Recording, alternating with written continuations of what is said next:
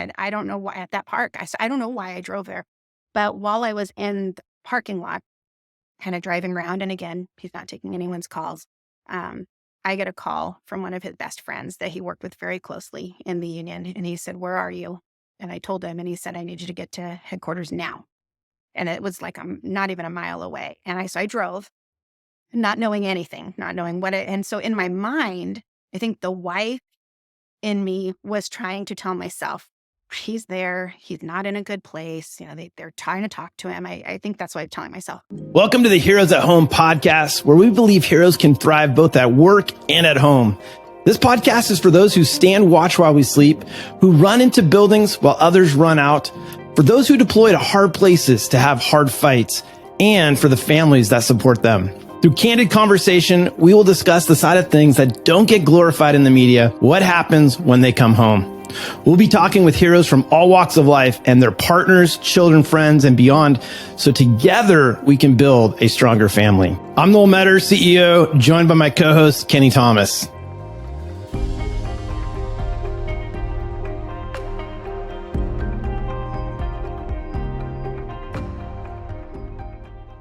And today on our podcast, we have an amazing guest who's going to be sharing her story, because while maybe she never has worn the badge or put on the uniform, I can promise you that what she has walked through, any one of us who has served this country would say she's absolutely a hero. And I think not only that, but her story will impact so many in terms of what you're going to hear. And I can say that because I've actually heard her story at a conference recently.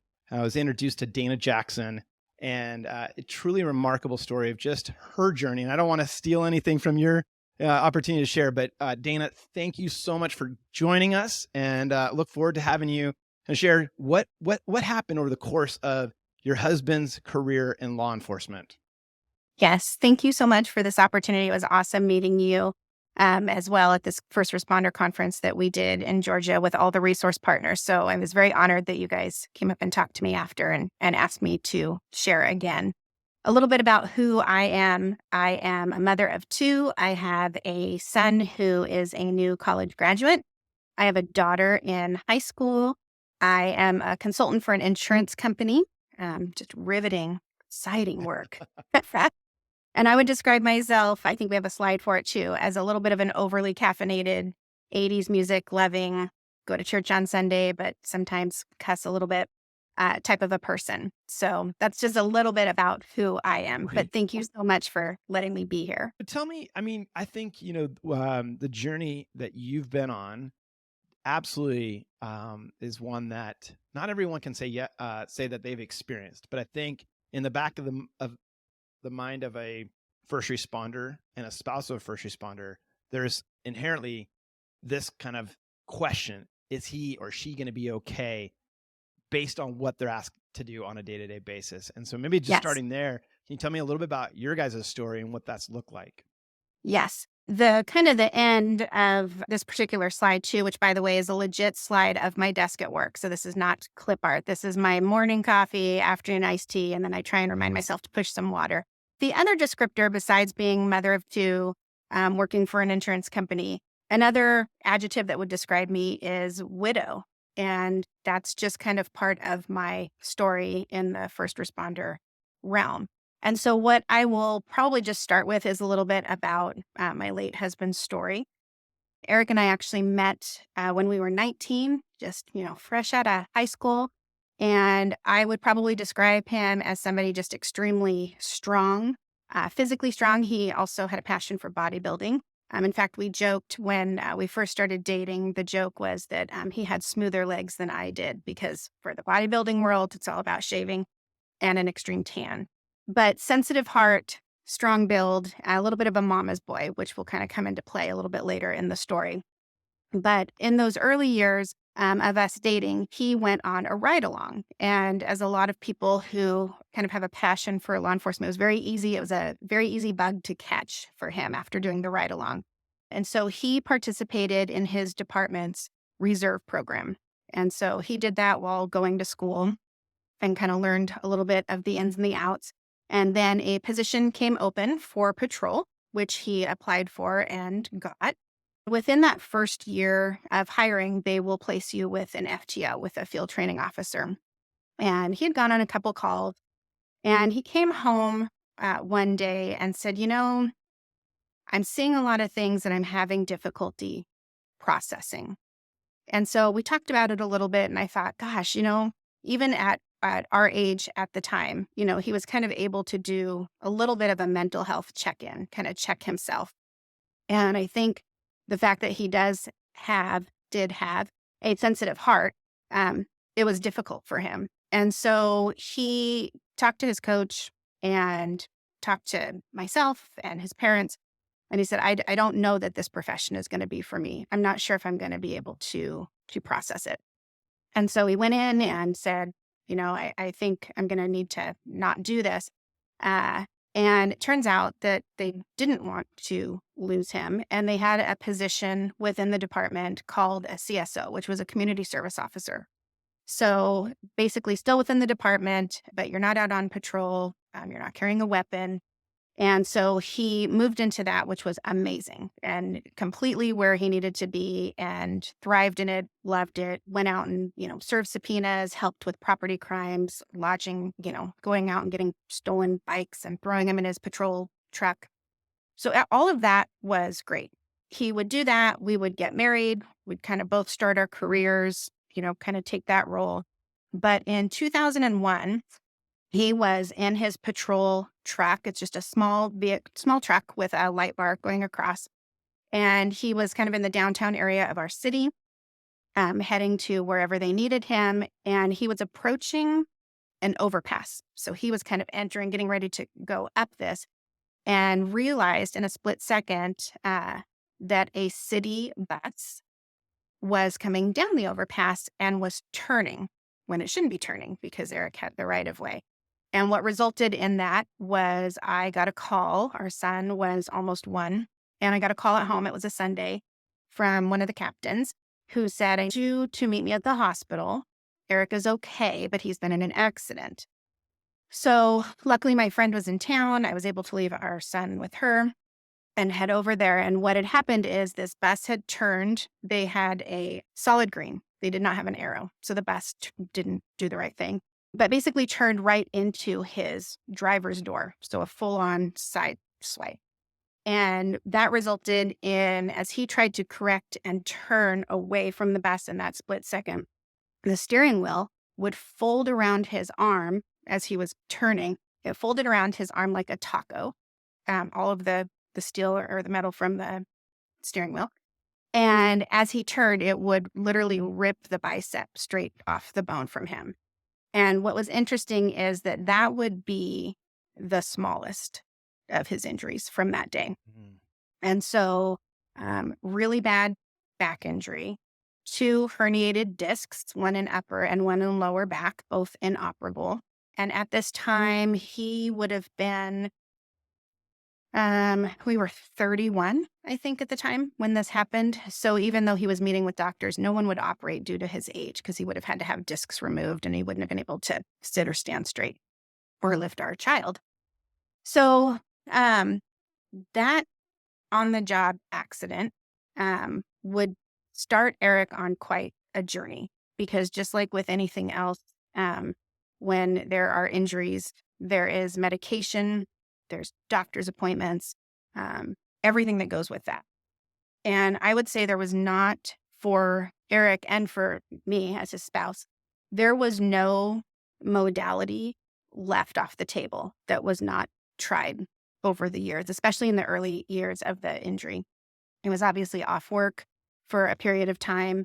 He had tried acupuncture, acupressure, chiropractic, massage.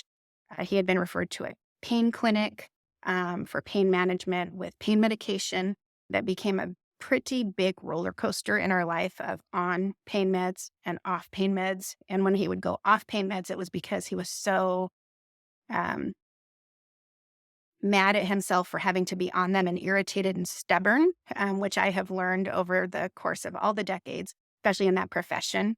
It's very type A and things need to be in order. And he didn't like that he needed to take medication to be able to get through a day. So when he would go off, as smart as he would not wean himself off and he would cold turkey, which would result in being, in convulsions on the floor. And it was a lot. It was a lot. But that would start his pain journey. And um, yeah, we would get into quite a bit of what that looked like. One of the things that I would think that that period of time probably taught us is he was trying to figure out his place. And I would think that probably, I used to think that later on in his story is when he would start to lose his identity. But it was interesting because in one of my counseling sessions, I had my therapist say, I feel like his loss of identity happened at the accident. Because just like anything in life for anybody, we have those defining moments that kind of draw the line in the sand, and then it becomes the before and the after. And for Eric, and ultimately for our family, his accident on the job would become a before and an after for us, for sure. But probably those years, kind of as he was trying to navigate pain medication and chronic pain, because that's what it would turn into. Um, in the meantime, we had another child. He would go back and go to school in the evenings and get a master's degree. He was also teaching evening classes at the local community college, teaching intro to criminal justice. He was very cranial, very academic. Um, and that would lead into him becoming part of the police union for him. And so early on, they had a position open. I think it was as treasurer, and that's kind of how he got his foot in the door. And then he realized he had a passion for helping his coworkers. And he would become part of this executive board with the other members of the union and try and be part of arbitrations and unfair labor practices and all of the things, be able to work with the chief and have conversations over that. And he was really good at it and got a lot of accolades for it. And he would eventually work his way up and become the union president, which is what he was until a short time prior to his death. And so big ride, big ride of chronic pain and pain management and pain pills and being on and off with all of the things that still happen in a family with children. One of the things that was interesting for us is we had heard about a study that was being done at a place called Neurospine. And it was for people who had back injuries.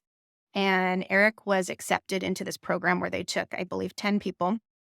And it was a blind study. So 5 of the candidates were going to have a device surgically implanted into their back. And the other 5 were going to get a placebo of the device, none of the candidates knowing if they had gotten the real thing or not. And this particular device was supposed to help stimulate signals to the brain to not be in pain. And we were kind of at a point in Eric's pain journey with his chronic pain that it was almost where you are willing to try anything you can. Because as you know, if you've ever even just slightly pulled your back or had a rib out of place and it takes your breath, even just reaching in a kitchen cupboard, I would always try and remind myself that I know how bad that hurts, but I can't even fathom what that is like every day of your life when you wake up. So kind of jumped into this double blind study almost with the understanding like it can't hurt. I mean, if anything, maybe we'll get a little bit of relief for him. And so he did this, and it came with 1 year of intense physical therapy, recorded all of the things with range of motion and whatnot. And then at the end of the year, we got to go back in and meet with the surgeon and kind of open the mystery envelope and find out, did you get the real thing or not? And I remember meeting him in the parking lot that day. I think it was on my lunch break, and we were going to walk in together. And I remember grabbing his hand and looking at him and saying, well, here it is. What do you think? What does your gut say? And I remember him looking at me, and you'll have to pardon the language, but to be real, he said, I got the real thing and it didn't do a fucking thing. That's what I think. And I remember just kind of squeezing his hand as we walked into the clinic, and we went in and we met with the surgeon. And he was right. He was 100% right. And that scene for me in the surgeon's office plays through my mind a little bit like a movie clip. It's the sliding of the envelope, a little bit slow motion. The surgeon, because he didn't know it was a double blind study, actually. He didn't know who got the real and who didn't. And I remember when he even opened the envelope, and it was just kind of the collective, you could feel the breath of all three of us kind of come out in the room. And then pretty much everything that was said after you did get the real one, everything else from there was Charlie Brown's teacher. Wah, wah, wah, wah. I don't really remember a lot of that. I remember we left and it was April of 13. And that would become the very start of Eric's year of darkness and him just kind of going down his path. The slide that is going to be put up that you might be seeing is the one with the game operation, with a picture of someone in bed and a pill bottle. And I would like to say that one of the things with Eric being on and off a lot of medication and a lot of different medication, I mean, from the time the accident happened um, in 2001 until his death, he was on a myriad of different things. Oxy would be one that came in late in the game, and that, along with the news that we got from the back surgeon, is kind of what started having the walls close in. I will back up too. I'm sorry. One thing that I forgot to mention is about a year before or right after his back surgery, within 8 months, he tore his rotator cuff, not work related, and had shoulder surgery. And so he had two procedures done 8 months apart. And that means two different surgeons, two different body parts. And we had some cross prescribing going on because he had Wow. medication for each injury. That, for me as his wife, looking back, when you're in it, you can't see it, right? Because you are just hamster on the wheel. You're living your life. You're raising your kids. You're trying to take care of your spouse. You're going to work. Being on this side of it, and when you go back and you want to connect dots and you want to wrap your head around things and figure out how everything happened and why, I look back on that and think, that's when myself and other family members probably really could see the biggest change. There was a chemical change. It's just no, it's science at this point. He had meds going for his shoulder, he had meds going for his back. Whether they played well in his system or not didn't matter. But when Oxy showed up, um, that would change the course. That would change the course of what he had left for his life. I think all of us collectively are just, take a deep breath because this is a lot to digest in one in one episode, especially for you. And I know that the time on this has been how many years?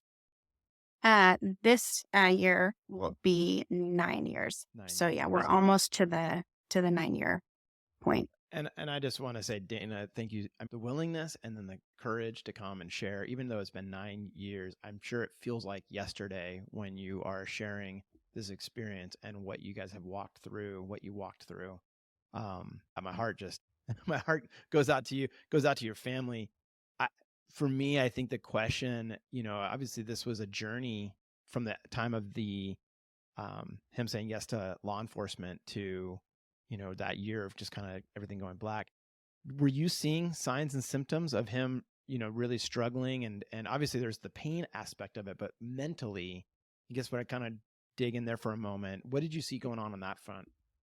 Yeah, definitely a huge shift mentally, both from a medication perspective and the whole being on and off, and the way he would go on and off over the years, I know was jolting to his system. I know his brain chemistry was forever altered and changed because of a lot of that. His year, what we in the family kind of consider to be his year of darkness after finding out about the back surgery not happening, he was in bed a lot. And so if he wasn't working, he would be in bed. And when I think about the ages of our children at the time, our son was and still very is into sports. And that was something that, him and his dad would watch sports a lot. And it became watching NFL games and NBA games in bed. And it became let's pop popcorn, let's get chips, and we're in bed. It was how can we still live our life or our family life, but it became very different. And for Eric, being in bed was his way of escaping his pain. And we would talk about that. We would talk about that quite a bit. And the way I would liken it or tell my friends or family about it is, it's kind of like when you're sick or you have a cold, or you have the flu, and you just feel gross and yucky, right? And you just want to fast forward to the point where you don't have a sore throat, where you can breathe out both of your nostrils, right? But when you're sleeping, you're not thinking about it, right? You're getting some sleep. You're taking your cold meds, you're doing whatever, you're taking a nap and you're sleeping. So for Eric, and he would verbally tell me this, the only time I don't hurt is when I sleep. But the sleeping and the being in bed became very unhealthy to the point where I enlisted the help of his parents at one point to come over and just, have some really good pointed discussions on, we love you and we need you to feel better and we will do whatever we can to help that. But the being in bed was also a way of detaching. And I look back, and that is slowly as he was letting go. When we talk about things like loss of identity, that's when it was happening. The constantly being in bed and not being able to participate in daily life had a couple of different avenues for that, because it definitely impacted work. And work was noticing. And then when he wasn't feeling well, he was over medicating at one point and was definitely not himself in his union position. And his coworkers were noticing very uncharacteristic things of Eric and who he was and how he would handle himself when he was well. And it led to him losing the presidency for the union, which was gut wrenching for his friends and coworkers to have to make that call.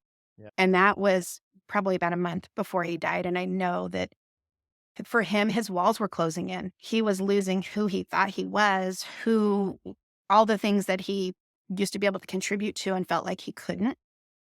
So work started slowly being let go of and not caring and just being in bed. That impacted home life. He would start letting go slowly of just being able to participate. He stopped going to church with us as a family several months prior to that. He let go in stages before the day he died. There were components of him letting go along the way. Mm. But yeah, in bed a lot. And then the day I got the call, it was just that day will never that's ingrained in me. That is burned in me like a cattle brand. He had been after he had lost the union position, rightfully so. I mean, he was not well and he was not in a position to make decisions for the department in that aspect. He took FMLA. He couldn't cope. Uh, in hindsight, that FMLA, it was spent in bed. I think he was just done. I'm not sure that, bringing up counseling again, medication, all the things, it had felt at that point as though every stone had been turned over looking for an answer. Meanwhile, we have a family in motion. We have kids who are busy, who are active. So much stuff going on.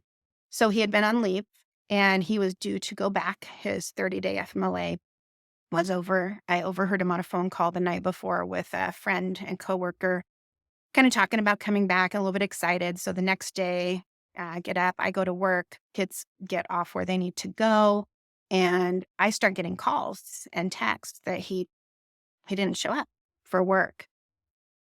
I look back and I think I knew probably right then, but it's just so interesting when you look, of course, all the studies that have been done on fight or flight, right? And you go into shock, right? The way that I am built as a person and having gone through loss with parents and all this other stuff is I go into business mode. So I go full business and the emotional part, I get put on the back burner and I will deal with that later because there is stuff to be done and I have to help somebody, whether it's kids, family, whatever. So I start getting these texts and calls. He's not here. He's not answering his phone. Uh, we want to ping his location. Okay.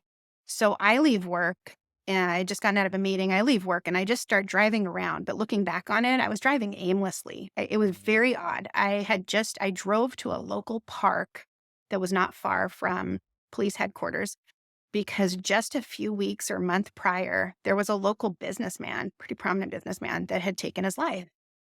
And I don't know why at that park. I don't know why I drove there. But while I was in the parking lot, kind of driving around, and again, he's not taking anyone's calls. I get a call from one of his best friends that he worked with very closely in the union. And he said, "Where are you?" And I told him, and he said, "I need you to get to headquarters now." And it was like I'm not even a mile away. And so I drove. not knowing anything, not knowing what it, and so in my mind, I think the wife in me was trying to tell myself, he's there, he's not in a good place. They're trying to talk to him. I think that's what I'm telling myself.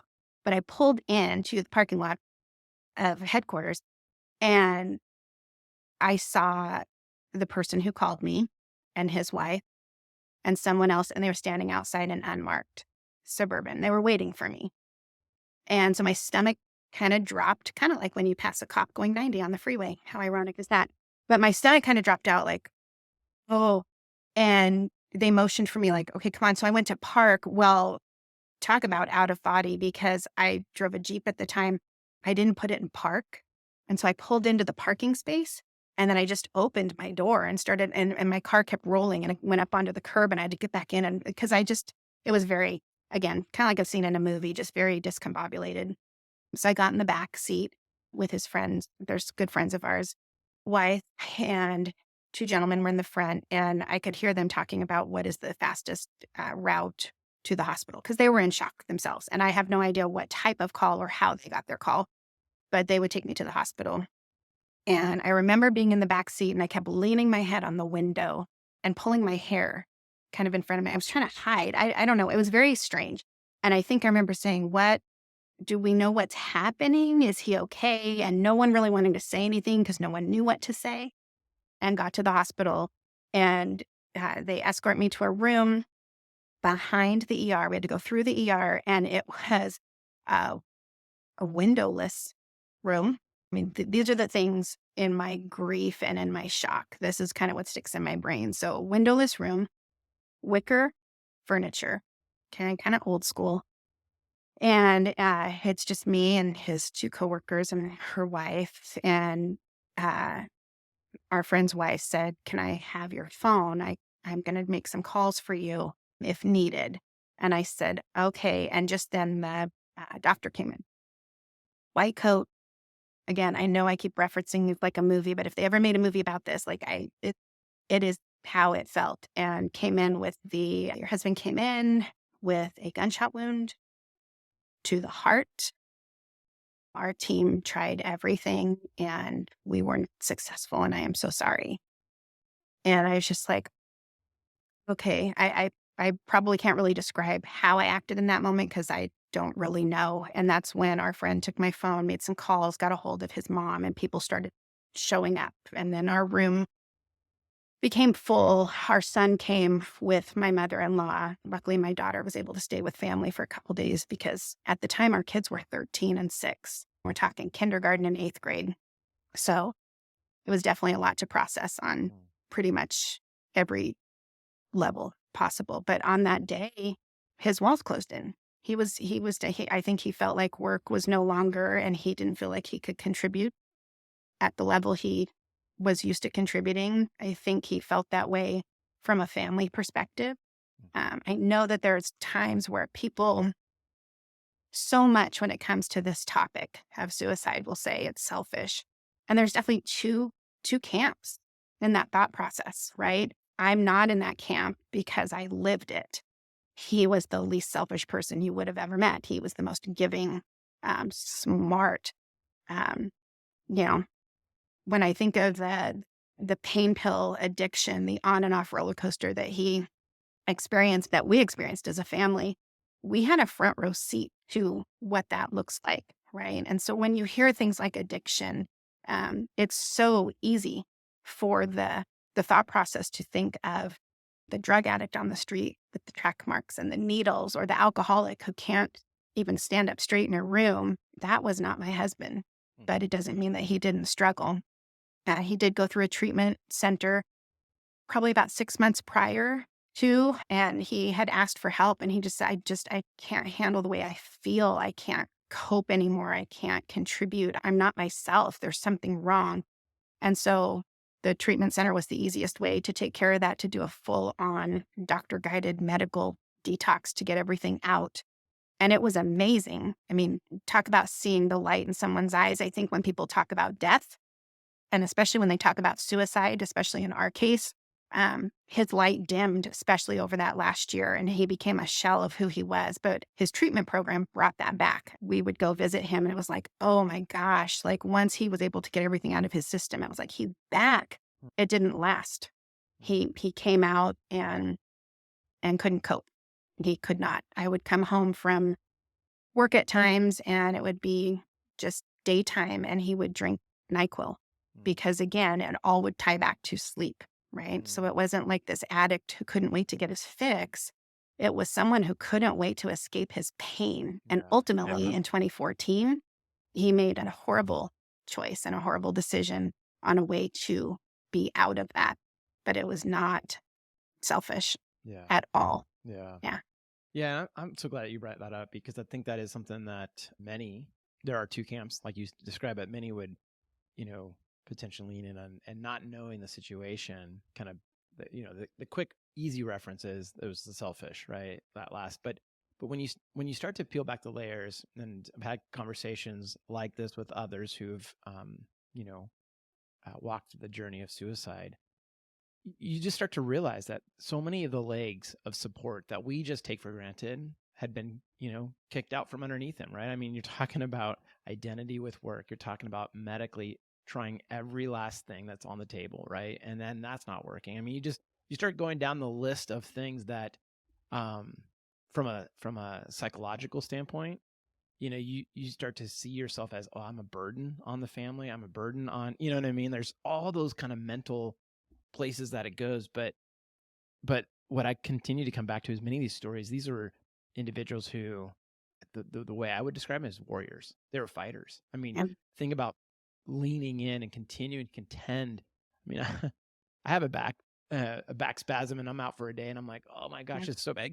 I can't even imagine year 13 upon years. year, right? There's I mean, mhm. just the anguish of that alone. And ultimately, like, I think the way you describe this, the walls coming in, that hopelessness of there is no option to be able to live life, right? Like actually live life. And so I'm thankful for that you address that, because I think sometimes that can be a negative spin on this. And Yeah. yet, what an amazing, I mean, as you described him, what an amazing man that, to continue to fight for his being able to get through this pain, but also fight for the family. I want to come back to, as you saw the walls closing in, what was going through your mind? I know that you're trying to navigate this and with a family and work and all that, but what was going through your mind? I mean, were you kind of cognizant of, yeah, this is probably going to end in a really bad place? Or was it, no, I'm not going to give up on the hope that there potentially is a treatment out there? I'm just curious. Yeah. For us, with our story in our family, and I definitely get asked that, people are very cautious and gingerly on how they ask, that's usually a very common question is, were there signs? Um, Mm-hmm. Eric's signs were pretty prominent just because his chronic pain journey Yeah. was very front burner. I mean, it was a daily thing. And we would get asked, especially going to my son's sporting events and games. And so we, had these bonds with these families. And everyone would always, oh, where's Eric? And, it's not that he was embarrassed of it, but it's like he can't be there. He would try and he would wake up and be like, it's not happening. And I'm not able to drive because I'm going to have to take pain medication, whatever it was. So there were signs.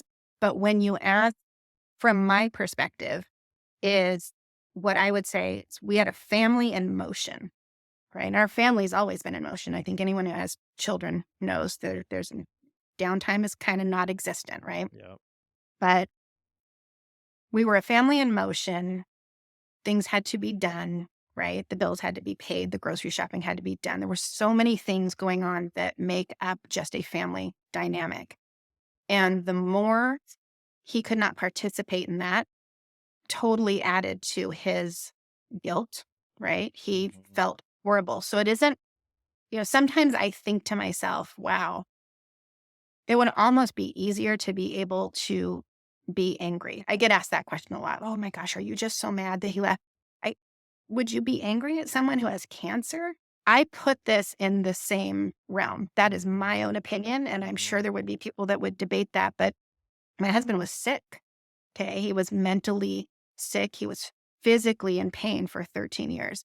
I was not angry. I am not angry. I don't look at it as like, how dare you? You left us. I look at it as, oh my word. Um, they couldn't wait to get to heaven. Mhm. I know that because I know that about him. But the signs were there as far as him disconnecting and not being able to be part of just daily life. That being said, I kind of had to go into single mom mode. It's really hard to say that out loud because there is a difference between single mom and solo mom. And I Mm. became a solo mom in 2014. And the difference being a solo mom, my kids don't have a dad to go to every other weekend, or dad isn't on the other side of the gym watching their games. It's all me 24/7. But I think in Eric's illness, especially in his last year, I was a single mom and it prepped me for the role I didn't know was waiting. Hmm. That was difficult. But just trying to balance it and try and figure out because the kids had to get to school. Like they had to go to their things, they had sleepovers. I had a ton of support, and that support would totally roll into my widow journey. Eric's family is amazing. I can't say enough about them. My sister-in-law stepped up and completely took the reins on a lot of stuff that I just couldn't cope with, especially in those early days. But yeah, yeah, I could see the walls closing in, but when you're in it, it is really difficult to know what to do, which I think kind of ties it back to when I was asked to come out and speak to the first responder conference and got to meet you guys because I thought, wow, when I was prepping for my talk for that conference, I remember thinking, I'm going to have an entire room of first responders. I think there was like, I don't know, 150, maybe more fire, police, dispatch, EMTs. And I thought, I'm going to have a room full of Erics, right? People in all aspects of their journeys of their careers, right? Newbies, rookies, people on the cusp of retirement.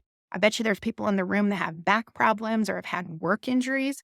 And I'm going to have this captive audience, and here I am, the widow. What could I possibly say to these people? What would I want to say to an Eric if I rolled the clock back and he had to go to an in service training, you know, 10 years ago? What would I have wanted him to hear that could have made a difference? And I think it just, for me, it just came back to finding your support and finding your community. But more importantly, that it's okay to talk about stuff. And I know that that's a huge shift right now for mental health within our world is it's being, I don't like the cliche phrases. They drive me crazy. It's okay to not be okay, but there's truth behind it, and when you talk to somebody, I think my whole thing is just not everybody's meant for counseling and therapy. I am. I'm over caffeinated. I could go 3 days a week to see my therapist. It's amazing.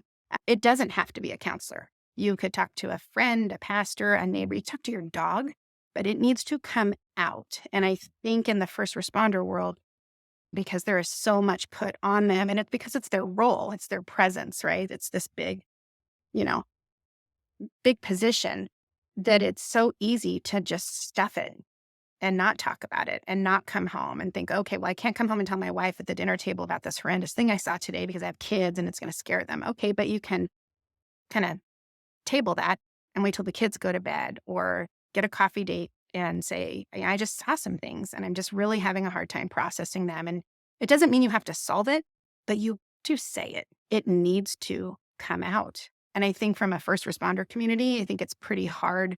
They're so used to being the first on the scene and responding to everyone else that they forget to respond to themselves. So that was pretty much my message, at least when I went to Georgia, is put yourself first. There's nothing selfish in that, but you have to take care of yourself before someone else can take care of you. And I think that's where our situation and it got so bad towards the end that I'm not sure. I feel like I lived my vows to the day that he made that decision. We were together for 26 years, so this wasn't an argument gone awry. This was over time and being worn down and being tired and being ready to be done with his pain. Let's go back to that moment where the doctor comes in, and it sounds like from your recollection, it's like, I don't really remember what happened. Many people handle this differently. For you, what what was the path forward? 9 years in, what did that look like? Because for those who maybe are listening who have lost um, a loved one by suicide, and maybe this is fresh and new, that's a daunting situation, right? Like, I don't know how to get out of this this dark cloud that's, constantly hanging around. And that's just one way to describe it, right? There's a lot of different ways to describe it. But for you personally, what did that look like? For me, being on this side of it and looking back, I would label at least the first year. I call it being in the grief bubble, right? So the numb bubble. So the first year, even though you're going through all the first birthdays that are getting missed, the first holidays without the person, they hurt and they sting, but you're still wrapped up into being in shock, right? And it's just amazing from the science part how that your body protects you, and there are things that just won't stick and commit. And to this day, even part of my PTSD from our whole scenario is I have asked over and over about the weapon, and I get told about it, and it will not stick in my brain. And I think Mm. that's just my body's way of saying you don't need to. It's okay. Hmm. It's okay. I can ask about it, and unless I write it down, and I don't even know why that matters, but it just goes to show how your body just takes over at that point. But I would say from the time the doctor came in going forward, you're in massive shock. Like I said, luckily, I had a support system holding me up, but that support system, especially the close circle of family, everyone was impacted, right? So I can't sit there and just say, oh my gosh, my sister-in-law and brother-in-law and my in-laws were amazing. Their grief was was just as palpable, and so here they're trying to help me when really his brother lost a brother. My mother-in-law lost her son. It is so raw, especially in those first few days, weeks, and months. I would say for me, and we talked about this, I think, a little bit before we started recording, but that day for me, even though I've worked since I was 16, I've always been a career person, and I always joked that if I ever won the lottery, I would still work. It's just kind of how I'm built. But on that day that he died, my real job was revealed. I mean, it was like a full on shine the flashlight, like God saying, okay, well, for the last 45 years on the planet, this is kind of what you've done. But I can tell you from here going forward, your real job are your children. Hmm. And I knew I would still work because that was a definite, right? No matter what, it's like, oh my gosh, I want to stay in our family home. I still need to pay a mortgage and pay bills. But my job became my mom job was elevated, and not in a bad way. Oh my gosh, Eric, look at this responsibility pile I've been left with, and now I have to do it by myself when I've had a partner for 26 years. And it was a very interesting, I don't know how my brain wrapped it, but I just knew that day, like, okay, I'm still going to work. And my job at the insurance company, I mentally now told myself that is my means to pay my bills, right? So I'm going to go do work. I'm going to get to pay my bills and we're going to stay in our house. But my real job is, are my kids okay? Are we okay? I had a couple people say very strange things, okay, in awkward moments. Suicide is an extremely awkward topic. But I think even if Eric had died, like I said, from another illness or whatnot, the things that are said, I had a few people tell me at his service that, your son is now the man of the house. My son was 13. No, he was not. Huh. And that one would sting. Like I can be pretty sarcastic in nature. And then you kind of wrap that up with some dark widow humor, which I have some friends that we can be pretty twisted because it's our life. But I just remember thinking in that moment with I am now the mom of these two kids. I am their sole provider. I am their person. Mm. It is the three of us. We went from a family of four to a family of three. But my son will get to be a teenage boy. Mhm. And no, there will not be any impressions of you're the man of the house. It's up to you to make sure mom's okay. No, no, no, no. And I knew that early on. And so I almost went completely the opposite direction, kind of in protective mama bear mode of that's not going to happen. You're still going to go play basketball with your friends. You're going to have sleepovers and I will deal with stuff. I mean, we do that as parents, even when there's not a death in the family, right? You don't sit there and tell your 8 and 10-year-old, mommy and daddy are going to sit down and pay bills. You should sit down and watch. It's going to be fun. Yeah. Yeah. That's not how that works. Those are adult things and you get to be a kid. And my daughter needed to be a kindergartner and a first grader and go to birthday parties and buy presents and paint her nails and all of those things. I know I sound like a broken record. We're a family in motion. It needed to keep going. And so I felt like my biggest responsibility was to make sure we kept going and that we addressed things. We were all in counseling. I got an amazing counselor referred to me from someone within the department who had lost her husband in the line of duty for my kids. Got a great counselor. My son learned early on in his teen years why it's important not to stuff feelings and why you have to talk about them. Um, they know that at any time, even now, almost 9 years later, if they need to talk, we will get them into someone who needs to talk. It's a very healthy discussion, in my opinion. But yeah, so I had to put my head down. I kind of went 2 years with my head down, full on mom mode. This is my job. This is my role. And I'm going to make sure that we are okay. And then that's when my sister-in-law said, okay, it's a couple years in and you're still young and you need to date again. And yeah, that's a whole other story. During that 2 years, how much would you, I mean, the first year sounds like grieving.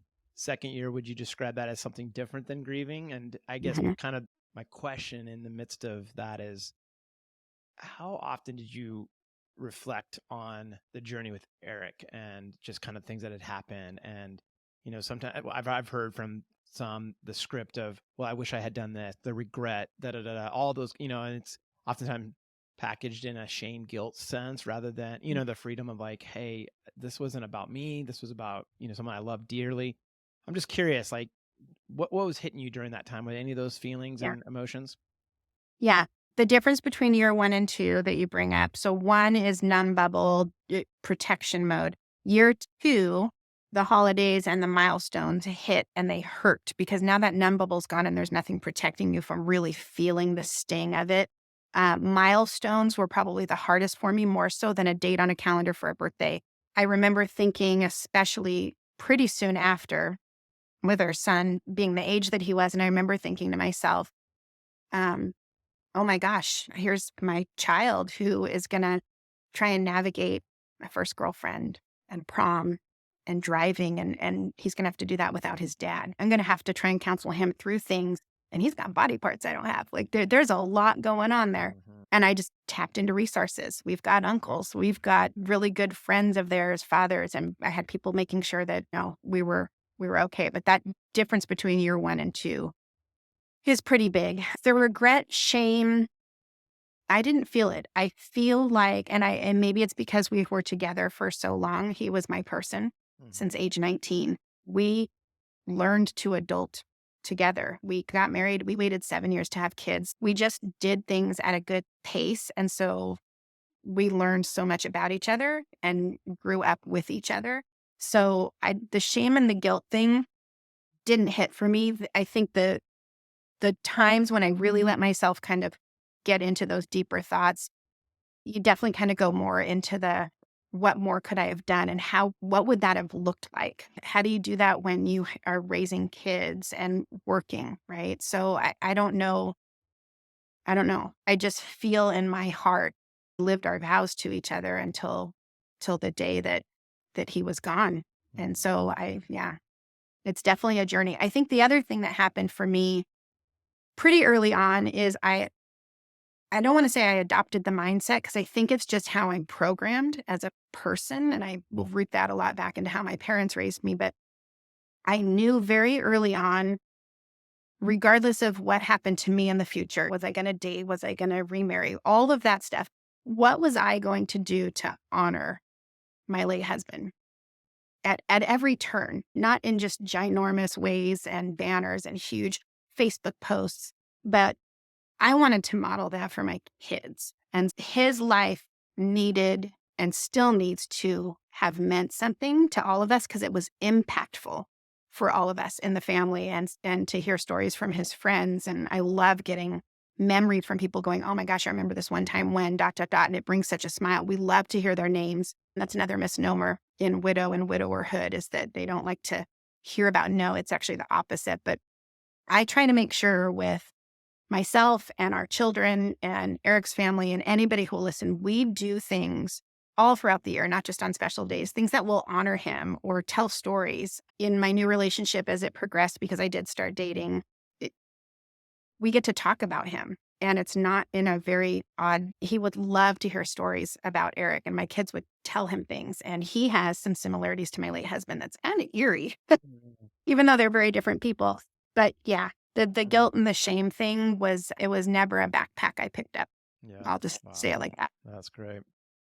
You know, one of the topics that I think potentially listeners are asking in their minds, and I'm just going to put it out there, is: are there things that when someone in has gone through the trauma that you've gone through and death by suicide, those looking out or looking in, I should say, it's this sense of like, well, how do I support? What do I say? Are there things that would be helpful for folks to consider if they're walking with someone through this journey of, you kind of already alluded to it, like, well, your son's going to be the man of the house. I stay away from those kind of statements. But are Mhm. are there ways that you found people being able to come alongside you, um, and this really helped in terms of what does that look like? Yes. Yes, I can totally speak to that. So one of the things, well, there's definitely a list of things not to say. Yeah.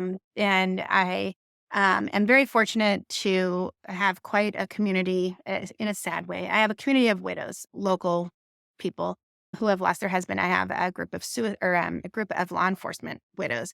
And so kind of having somebody next to you that says, this happened to me, and you kind of nod your head and go, okay, I don't feel so awkward or alone. But there are definitely things not to say. And one of the things I remember very early on that was said to me was, "Did you have any idea?"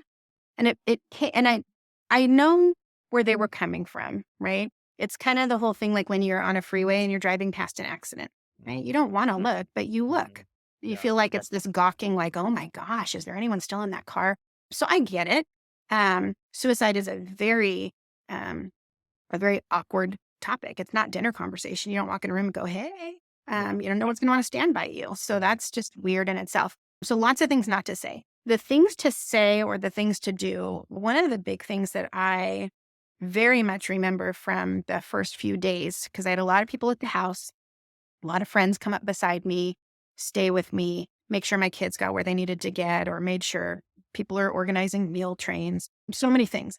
But I remember one of my wonderful friends with all of the people who were coming by for condolences and coming by for hugs to see if we're okay. A lot of people from the department. And my friend had the insight. She put a legal pad up on my kitchen counter because a lot of people had the same question, which is, what can I do to help? Right? People innately want to help and Yep. assist and make it Yep. better. And my friend was like, what could you do? And so it's like, are you good at lawn maintenance? Like, you want to come over once a week and mow the lawn? And so people were writing down their names and cell numbers. And then my friend would call them and just say, I'm going to be here that day. I can unlock the gate. And it wasn't about asking me, hey, Dana, so and so would like to come over and mow the lawn. Because words, I mean, it sounds silly. Sentences couldn't do it. I mean, you want to talk about the zoning out. I remember just sitting in a recliner in my living room and my sister-in-law just handing me a cup of tea or handing me a half a sandwich saying, I need you to eat this. It does happen. That is how it is when you're in shock and someone has to remind you to Mhm. put food in your mouth. Mhm. But this friend knew enough to build a list of tasks. And so I would be home within the first month or two, and I would hear something outside, and I would look out my window, and there would be a ladder up in the front yard, and someone was cleaning out my gutters. And I knew who it was. I waved at them, and they gave me the very polite head tilt, thinking about you, um, cleaning my gutters. I had a neighbor mowing my lawn. So it was if you've ever read or heard about the 5 love languages, I Right. don't know a mom whose love language is not acts of service, because I am here to tell you people it is acts of service.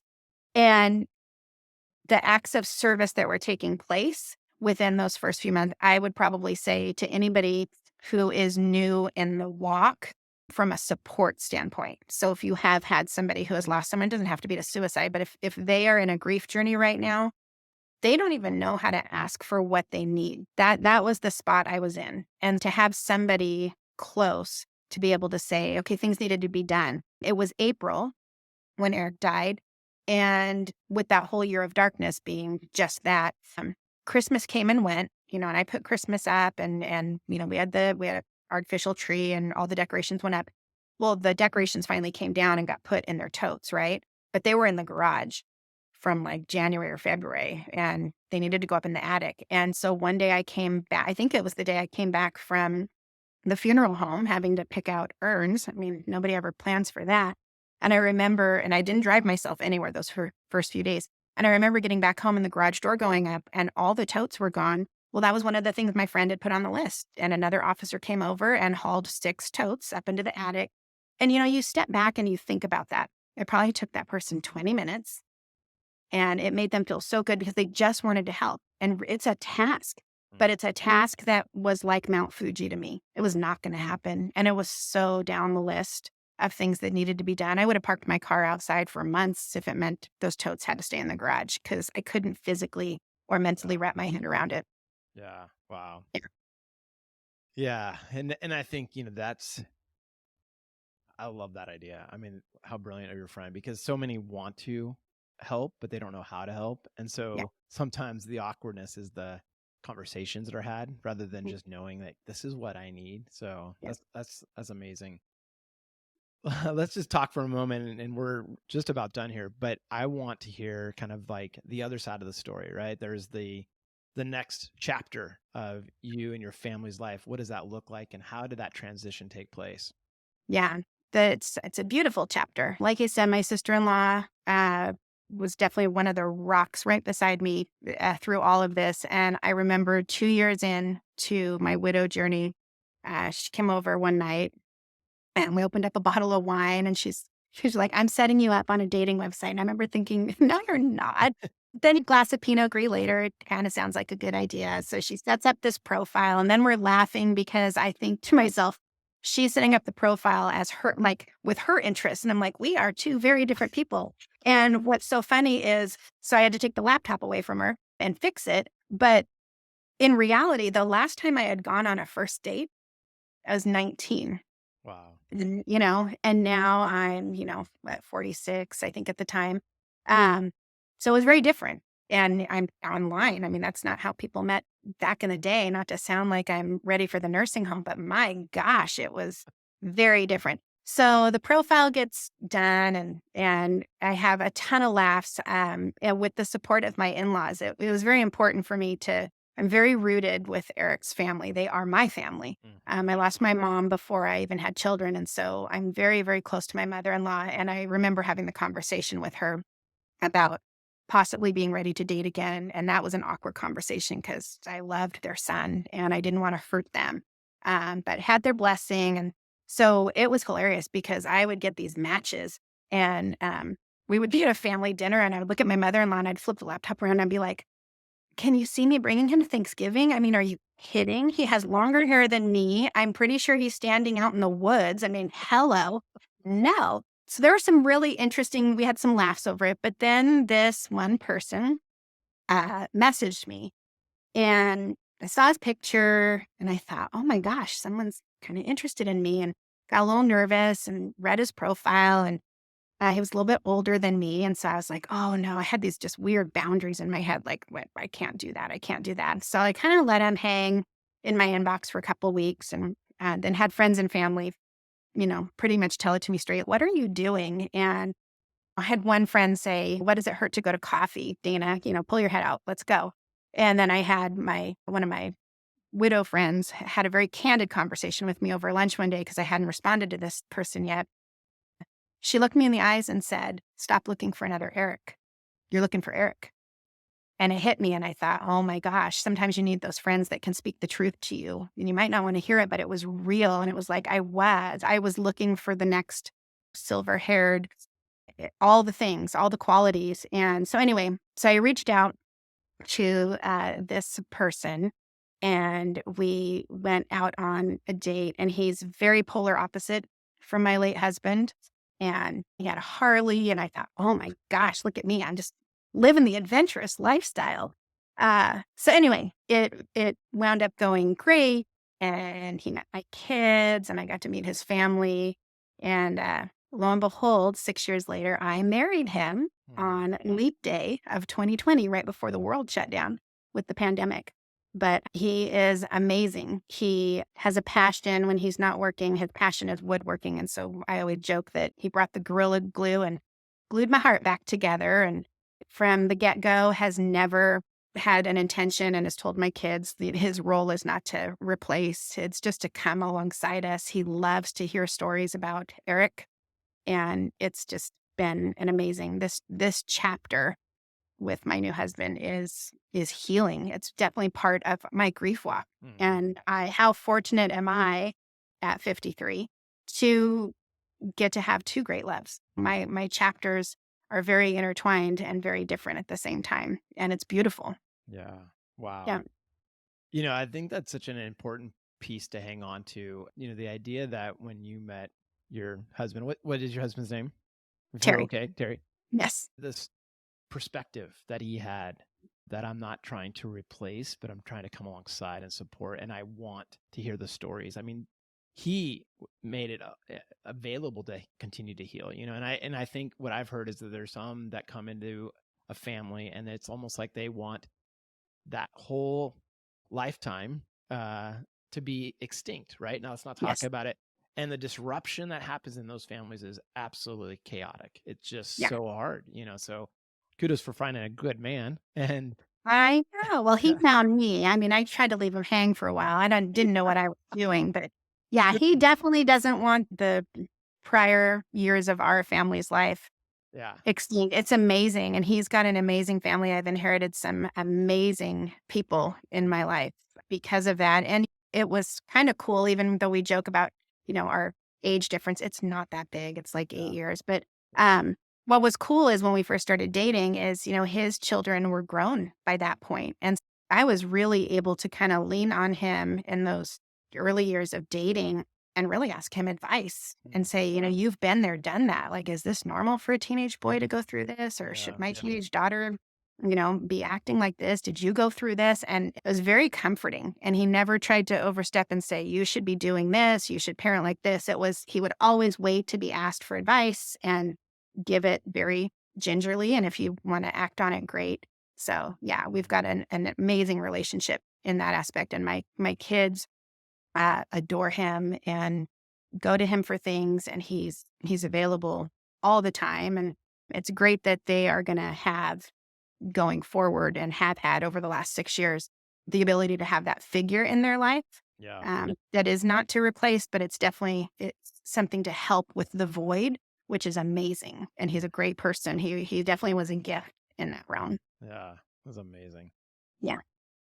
Dana, I just want to say thank you. Thank you for being vulnerable, authentic, the courage of sharing. Obviously, the strength that you have as a person is so evident as we've been able to talk through this. I know for many, the idea of the journey you've been on, for some, it's like there's no way, and yet you've been able to share those insights. And so one, thank you for being a part of this podcast and the show. I guess my final question to you is what's one thing that you would want our listeners to know that you've taken away from this journey? Like, if this is the thing that has probably taught you the most or opened your eyes the most or your heart the most. What is that one thing? Oh, boy, there are a lot of things, but I would probably say the biggest takeaway for me on my journey is giving yourself the grace that's needed to walk the journey is probably and to be willing to walk the journey and not sit it out, right? Not sit on the sidelines, that you have to stay in motion, but probably finding your community. And I wish I would have found a community for chronic pain or maybe some type of struggles within law enforcement. I wish I could have found that community in the year of darkness or maybe even a little bit sooner, because I think that whatever your struggle is, when you find people who are in that trench, you feel less alone. And so I think that was probably my biggest takeaway, and my message would be, whatever it is you're struggling with right now, it's not about, hey, go out and get help. Because that is kind of like that, taking it back to the chores on the legal pad, right? You don't know what you need because you're so tired, right? Mhm. You're struggling. You're the reason you're struggling. So when you're struggling, it's not like you're going to be very proactive to make things happen. So if you're struggling and you could find someone who either shares in a similar struggle, what would be even better is if you could find someone who's on the other side of that struggle, who has been through it, right? Because those are almost like they're like elders or mentors. Wow, you've done this. What helped you when you were in the trench? Sometimes you just need somebody to talk that through with you because I really do feel like it's about feeling less alone. I think it's when we feel alone, your next step is isolation, right? Because nobody understands what I'm going through. That's what you're telling yourself. So, yeah, my Yeah. takeaway would be find a person or a group. So many of the things, I mean, it doesn't even have to be on addiction, or it could be depression and anxiety. It could be all of those things. But with so much help being confidential, it's not like we walk around with shirts that say, I'm on Wellbutrin because I Mhm. struggle, Right. or I used to drink a lot. Whatever somebody's issue is, we don't walk around and advertise it. So it doesn't have to be made public. It's the biggest service you could do for yourself. Okay. You don't have to tell people, but you could definitely have coffee with that friend and just be a sounding board. And then you'll be surprised because sometimes the sounding board flips and you don't realize you need to vent or you need to get something out. And if Yeah. there's a safe person you can tell it to, they don't even have to fix it. It's amazing what feels better just to get it out, Hmm. right? You don't need Yeah. to offer me the answer, but I Yeah. just feel better getting in my car because I got to share how I was feeling about something. That's a big deal. Yeah. Wow. So good. Yeah. Well, thank you again. Thanks for being a part of this, and truly remarkable. And we'll just continue to wish the best for your family and Thank you. for what's happening. But I do think that and we talked about this right before the show. The more we can talk about this stuff, the more it's going to be destigmatized, and the more it's going to be an acceptance to say, "Hey, we need to have these conversations." And so I think Yeah. that's my one final note to those who are listening: don't bottle this stuff up. Make sure that you find someone that you can talk to. There is healing in that. There is the release of so many things that I think get compartmentalized, stuffed down, and bad places end up happening. People go to dark places, I should say, in terms of it when it's bottled up. So keep those conversations going. And yeah, thanks again, Dana.